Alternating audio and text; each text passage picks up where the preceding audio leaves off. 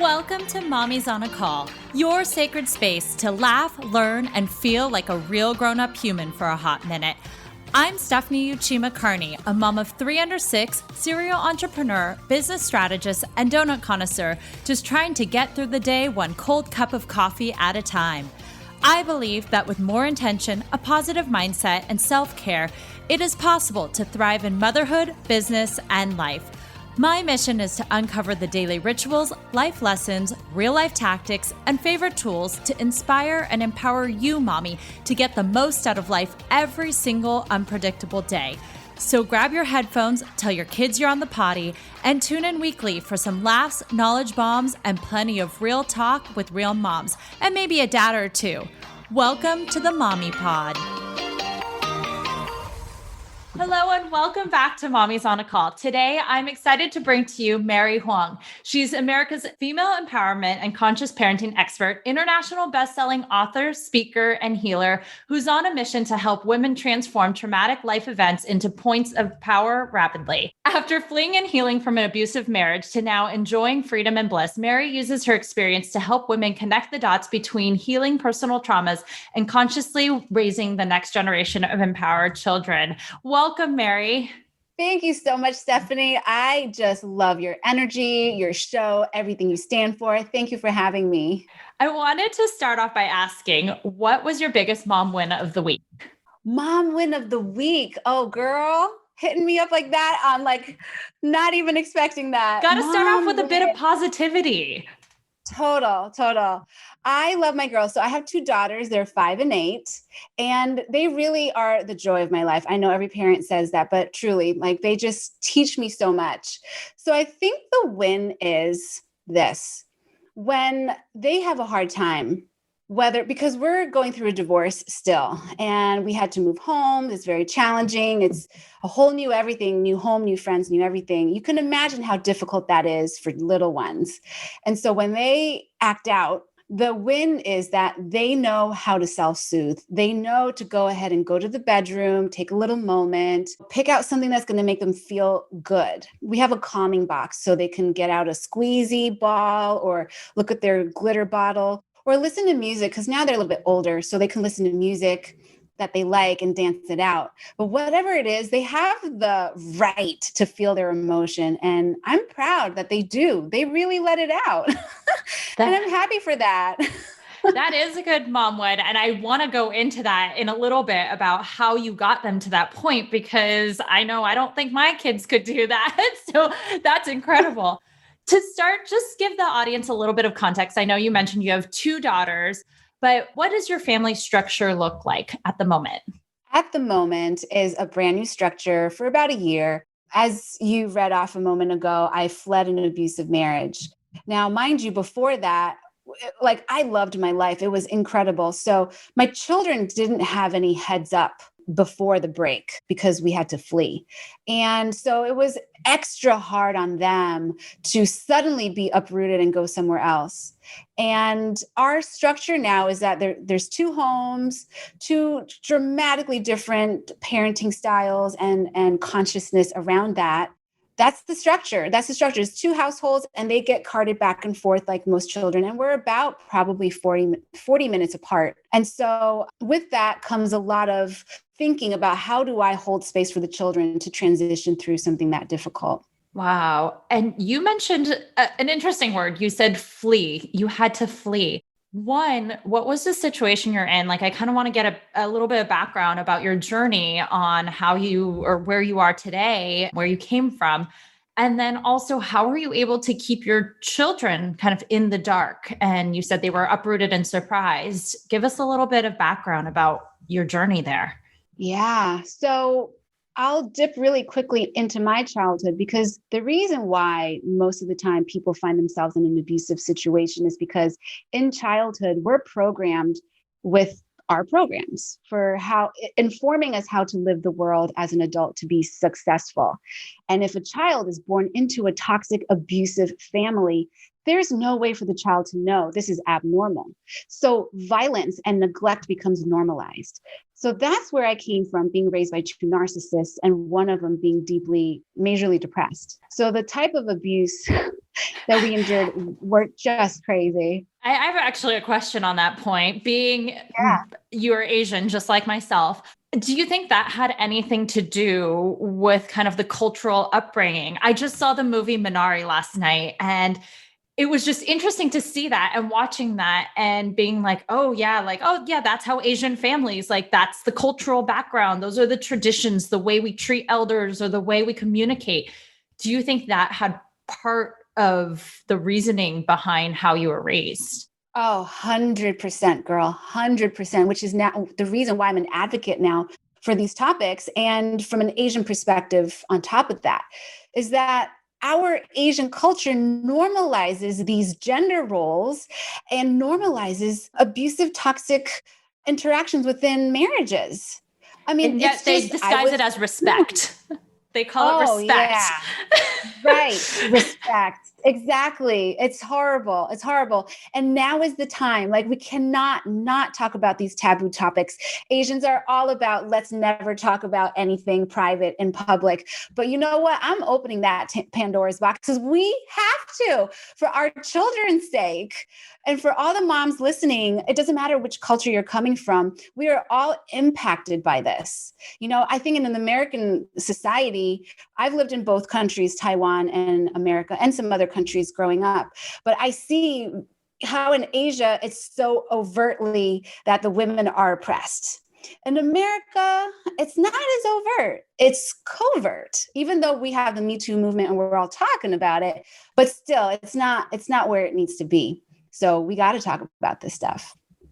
So you started in your youth talking about your parents, and then moving forward, you got married, you had 2 kids.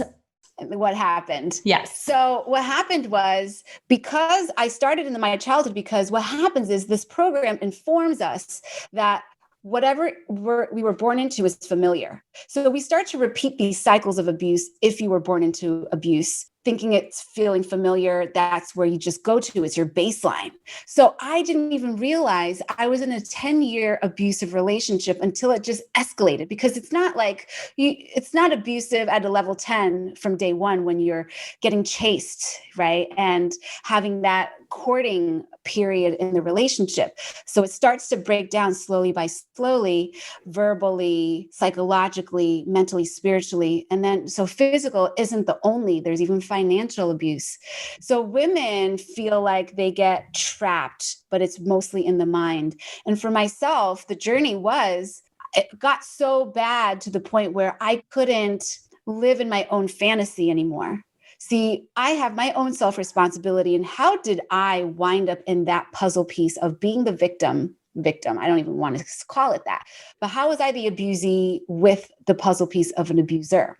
It's cultural, but the self-responsibility and self-awareness part is to understand the history of where I came from to brought me to where I was.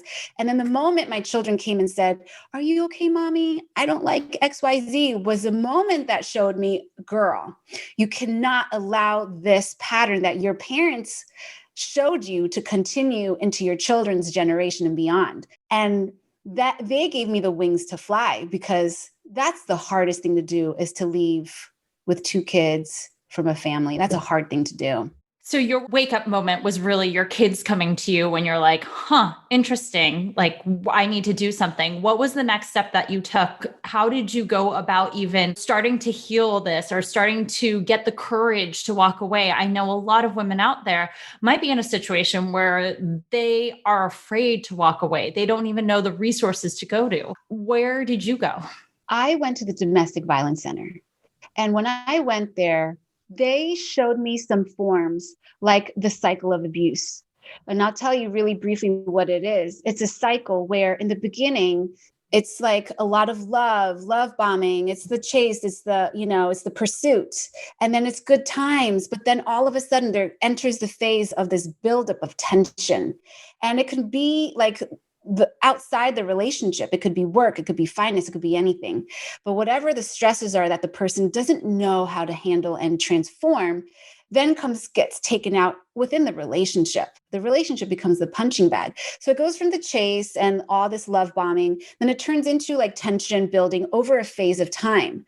And after that, then there's going to be some sort of explosive experience, some sort of toxic or abusive event. And then the abuser says, I'm so sorry. I really love you. I really need you. Please forgive me. I'll be different. I'll be different. And then you forgive. And especially people who are coming from an abusive childhood, the threshold for toxicity is set too high. The thermostat is set too high. And then not having boundaries as a child allows other adults in the future to just cross right into your space and take advantage because we're still operating from victim mentality, not knowing that I can put in a boundary.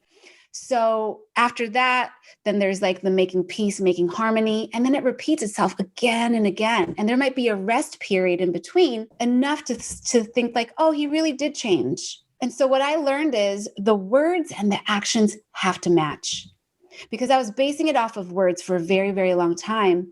And I lived in my own fantasy of like, oh, sunshine and rainbows, it really can be fine because he says it is. But if the actions don't match, time and again, you got to get real with yourself. So let's talk about now where you are today. How is your relationship with him? Because you do, it looks like co-parent. And how is your relationship between him and your children? So the relationship between me and him are still, it's not where I would like it to be, but it has to be a journey. The ideal for me, like I always can see the vision, but then I have to understand there's a time period between here and there.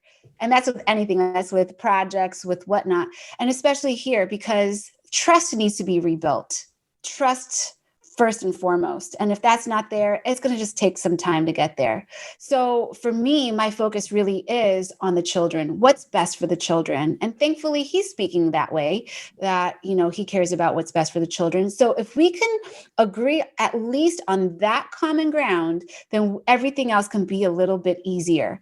We don't talk about anything else. We only talk about what's necessary for the children. And that makes it easier until eventually I would like to have some sort of amicable friendship. But until that's possible, I'll take what we have right now. How do you deal with then two different parenting styles? Because if, do you have any say or whatnot on what goes on with the kids there? Because you might parent one way, but I always say like at the house, even with my husband and I, it's like if he says one thing and I say the other, like the kids get confused, or it's like they go to one of us because they know they'll get their way with something. How do you manage two different households of two different parenting styles?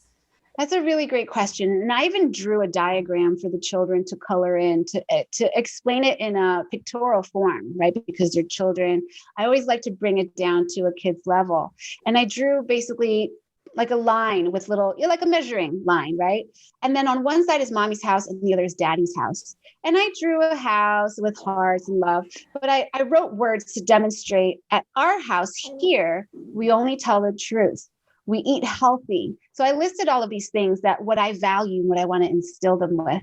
And on the other house, we happen to be polar opposites in some places. Like there's like unsupervised media. They all have cell phones at a very young age. They were 4 and 7. And that really was such a painful point for me because I understand how the brain isn't done developing. It's dangerous, not even just because of the developmental phase, but social media and all of this stuff. It's dangerous, right?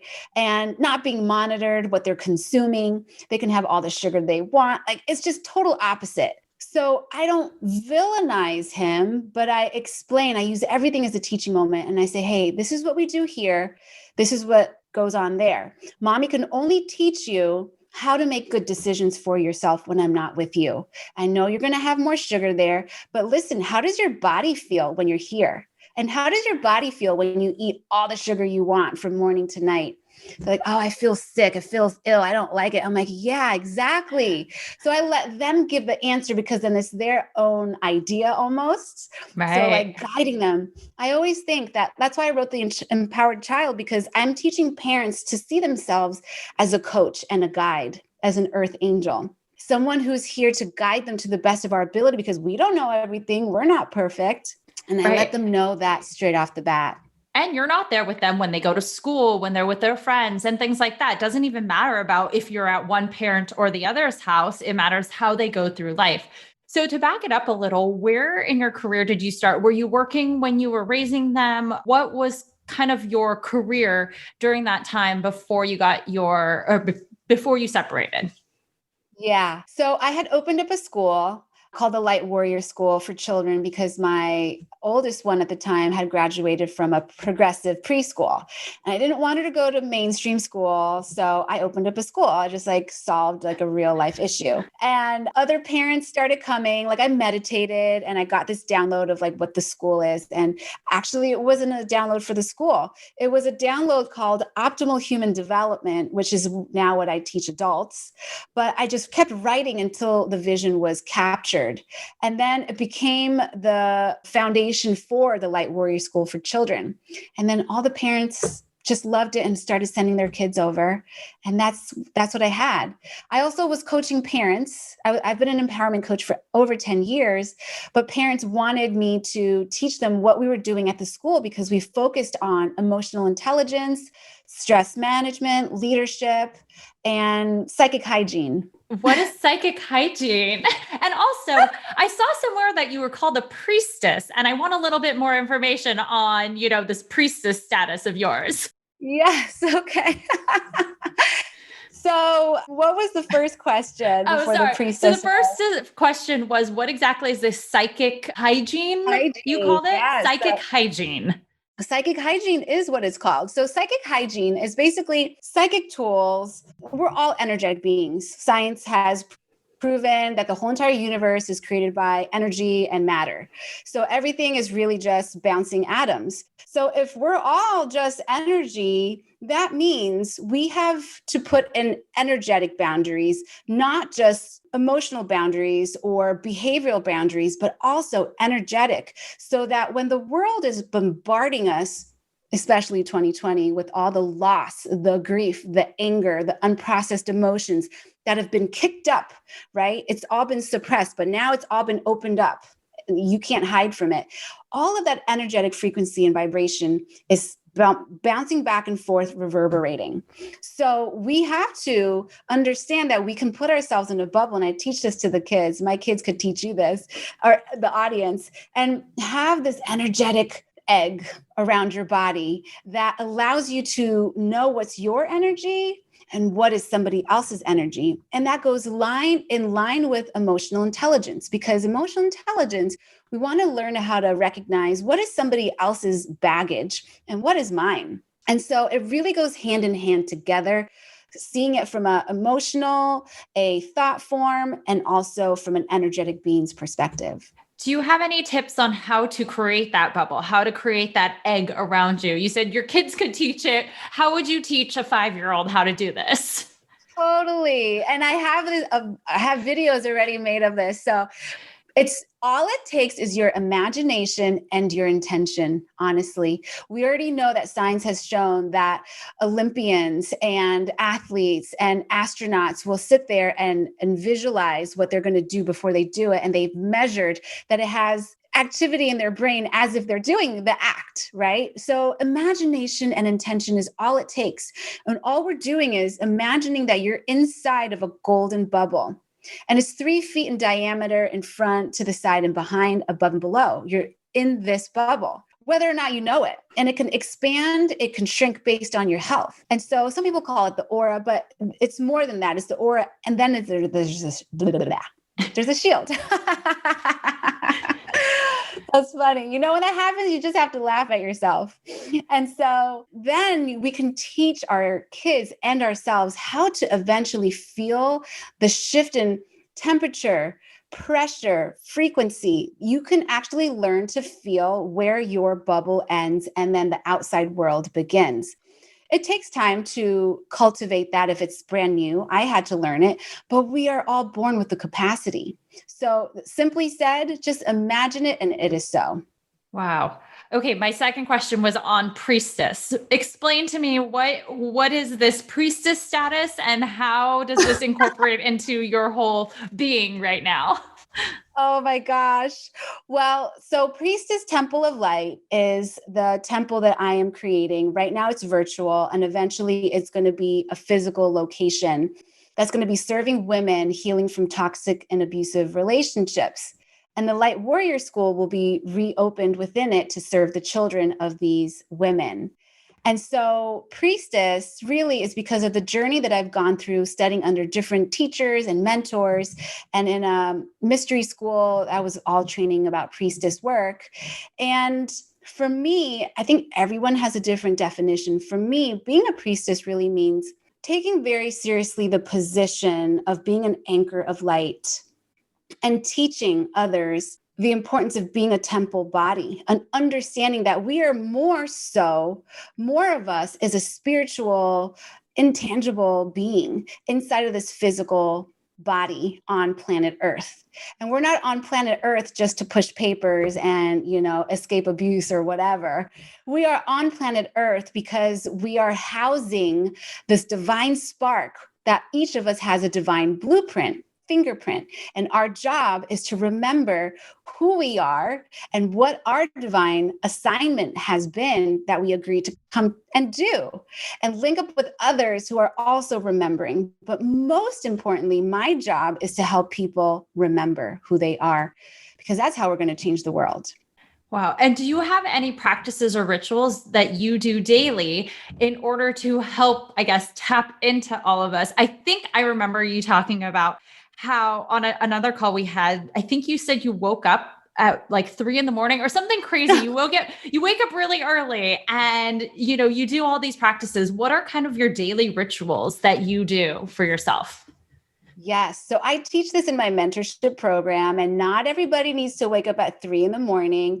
It just depends on what level of devotion, but we all do need to have some kind of practice, whether it's 5, 10, 15 minutes, or, it doesn't need to be 3 hours. Because I was going to say, as a mom, how do you wake up at 3 a.m? I go to bed at like 8:30, 9 o'clock. But you know what? I don't know if that's even a true statement anymore because we've gotten so busy working these days, but that's the ideal. And so as far as like a recommended easy way to have a spiritual practice for yourself is before going to bed and when you wake up, those 2 points in time are super important, and to be really intentional with what it is your mind is filled with. Whatever you're going to bed with, you're going to probably wake up in that state. So why not intentionally create it to be empowering? And why not go to bed with your eyes closed, take a few deep breaths, and visualize your ideal world that you're creating? Whatever it is, there's no wrong answer. Just go into your la la land and fantasize, because you're going to go falling asleep in such a positive state. Then you'll wake up being able to pick up where you left off. And then when you wake up, you've got to realize that you again are a temple housing the divine spark. And what are the things that really mattered for you to be able to hear the messages of guidance of why am I on this planet? What's my destiny for me to fulfill? One of the top 5, actually top 3 reasons people are regretful on their deathbed is because they felt like they didn't live full out. They were afraid. Don't let that happen to you. So how do you avoid that? You got to wake up every morning and like hit that reset button on yourself and say, I remember who I am.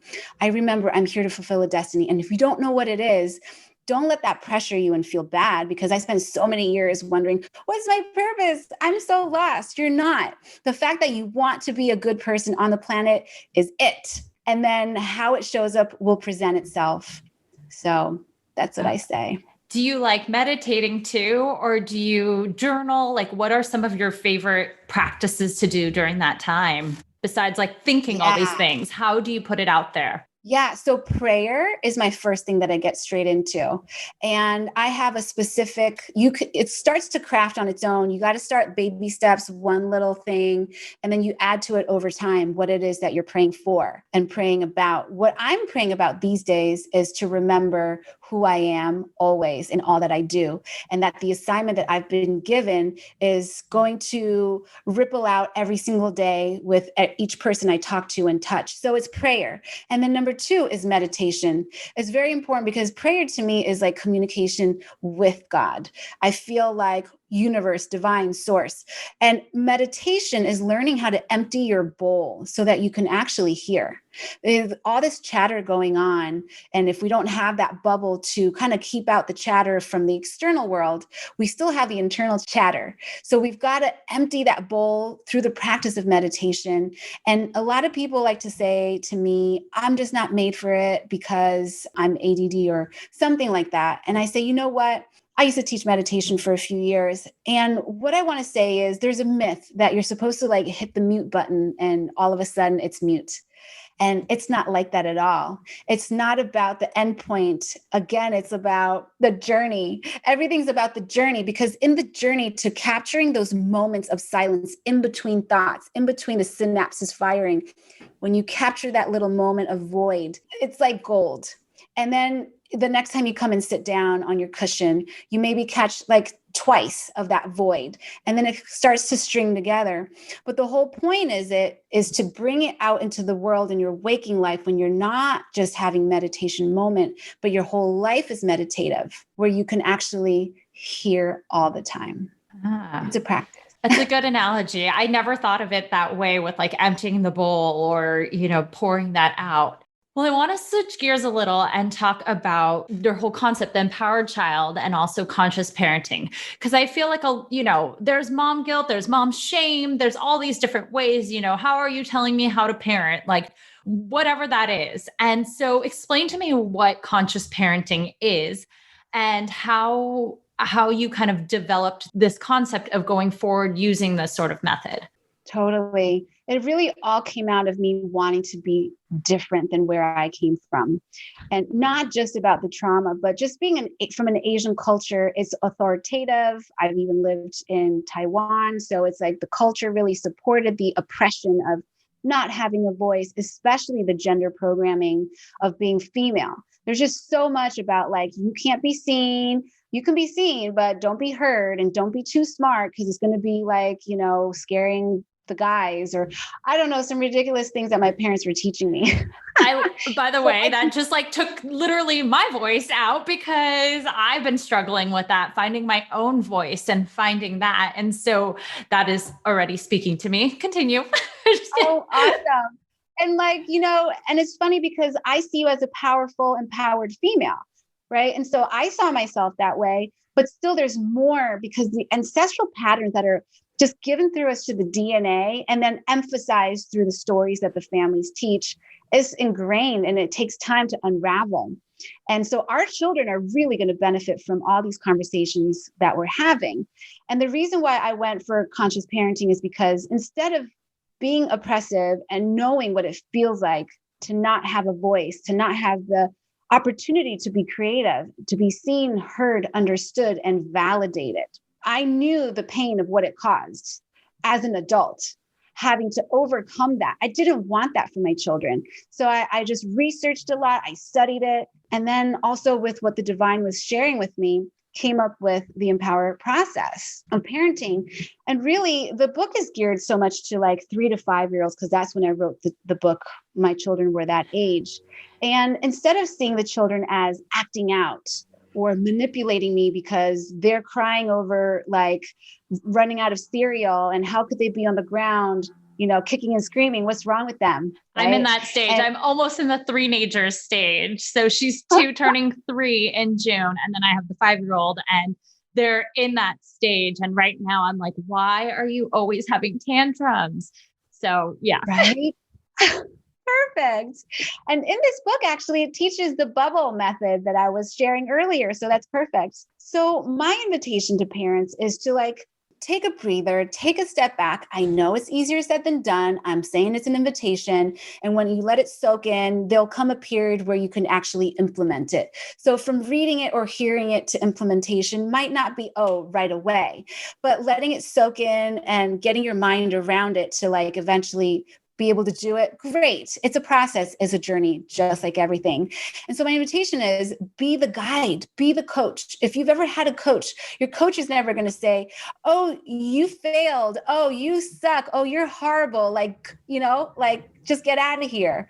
Never. The coach is always going to be like, they're going to take a moment to think about what's the most wise thing I can say that's going to inspire them into action, shows them that I understand. So that's number one. We got to allow the kids to understand it's okay because it's normal. We can't tell a 3-year-old not to have a tantrum. It's normal. It's not going to not happen.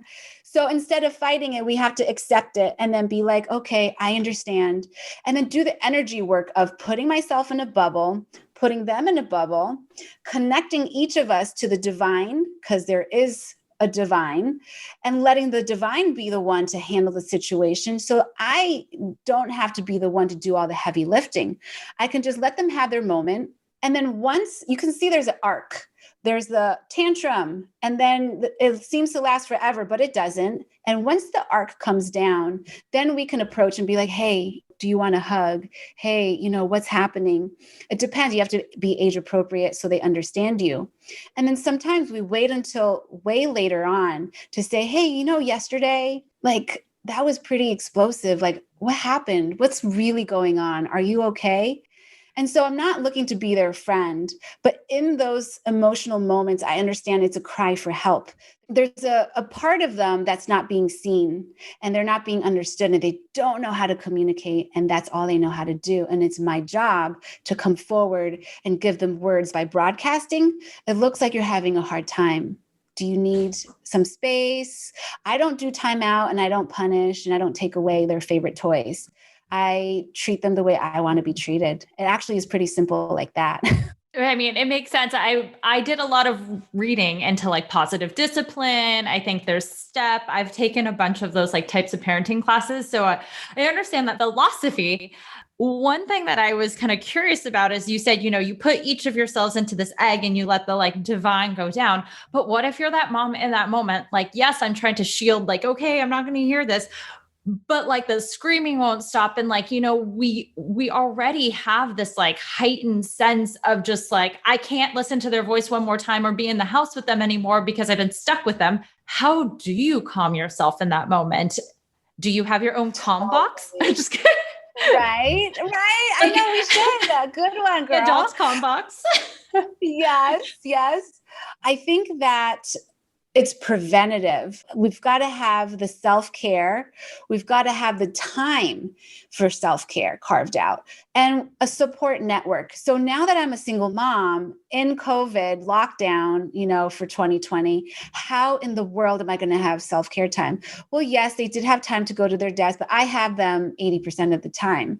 So finding, networks to lean on where it's safe and they can still be doing things that are productive or fun that fills their cup. So I could take a breather. Even if it's 30 minutes or an hour, got to have it. So that's preventative. But in the moment, because we all have in the moment situations where we're off balance and we're finding ourselves like, I'm tearing my hair out. First of all, I'm not perfect. So if I find myself reacting in a way that is not ideal, I'm a teacher. That happens. I call myself out. And I give them permission to call me out. That's very important. I've given them that power from day one so that they know they have a voice and they know that they can say, hey, I can trust my intuition. This doesn't feel aligned. Mommy, you're out of alignment. And I'll be like, oh, okay, thanks. Let me go Mommy needs a moment. And so, okay, here's a perfect answer for you.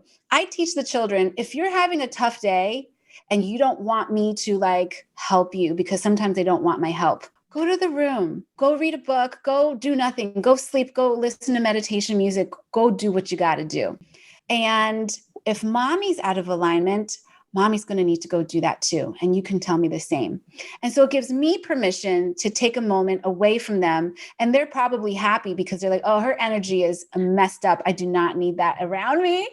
And then there's another thing that we say, virus. And this virus word came up before COVID, where if a negative vibe is being bounced around because energy transfers. And we recognize that. So if somebody wakes up cranky and then it makes the other sibling cranky, and then now mommy gets cranky, and then we're all like, you passed the virus, one of them will say to the other one.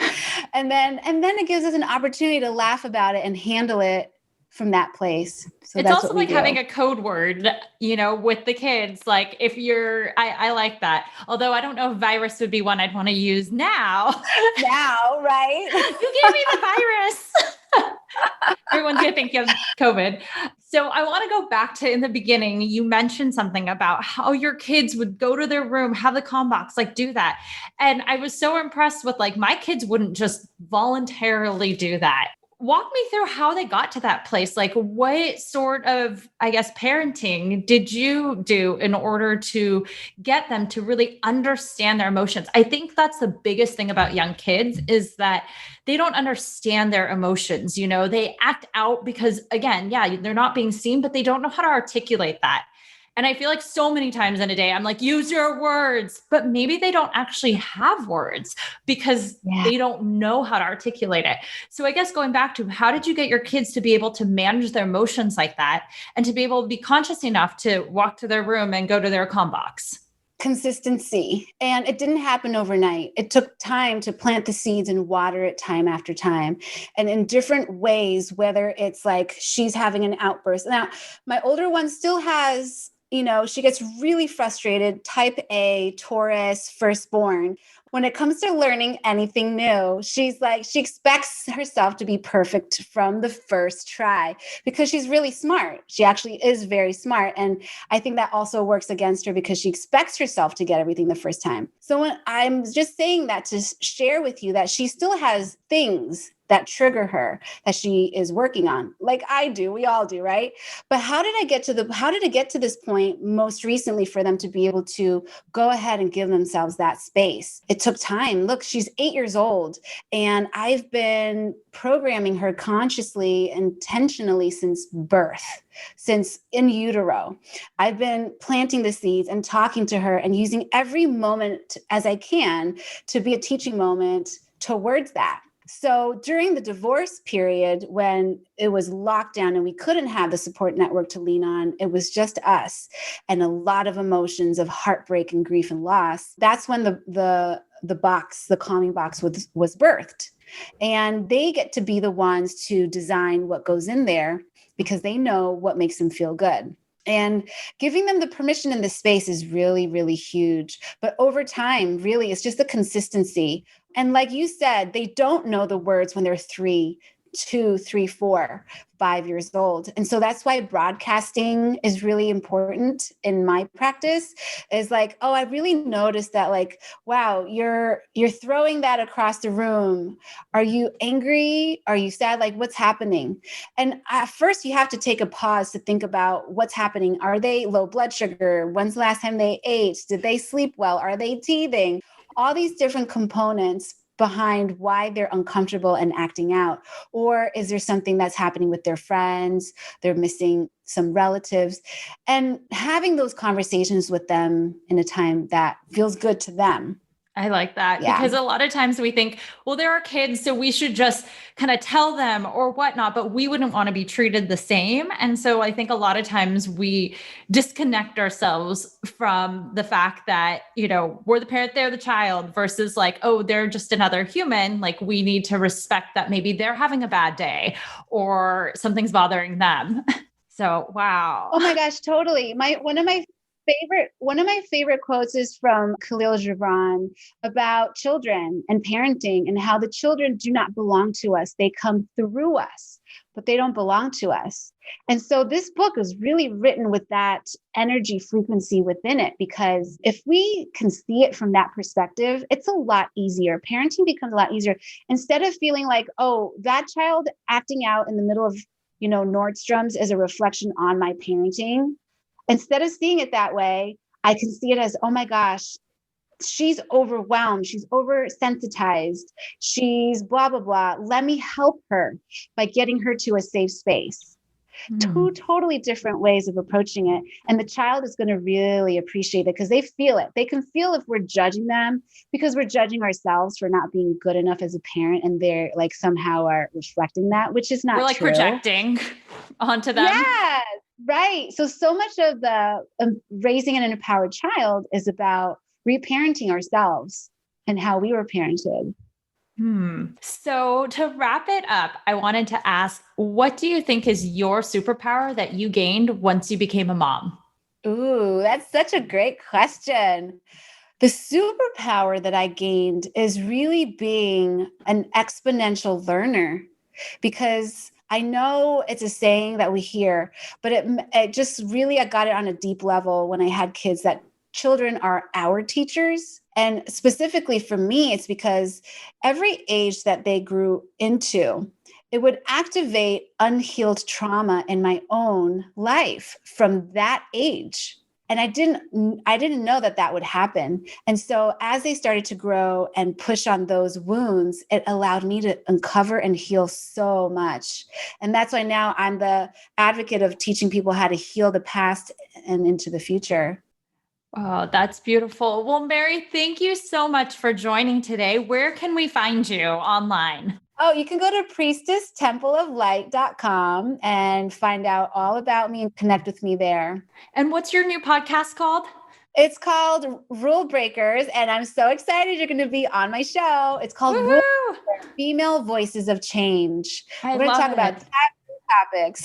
I love it. No, it's great. Well, thank you so much for joining today. I appreciate you so much, Stephanie. Thank you for all that you do and for having me today. Oh, thank you. Thank you so much for listening to this episode of Mommy's on a Call. Your support means the absolute world to me. You can find the show notes for this episode and other goodies over at mommysonacall.com.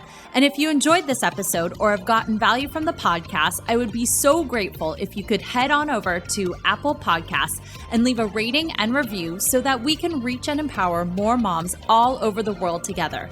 Thank you so much again, Mommy Pod, and I will see you here next time.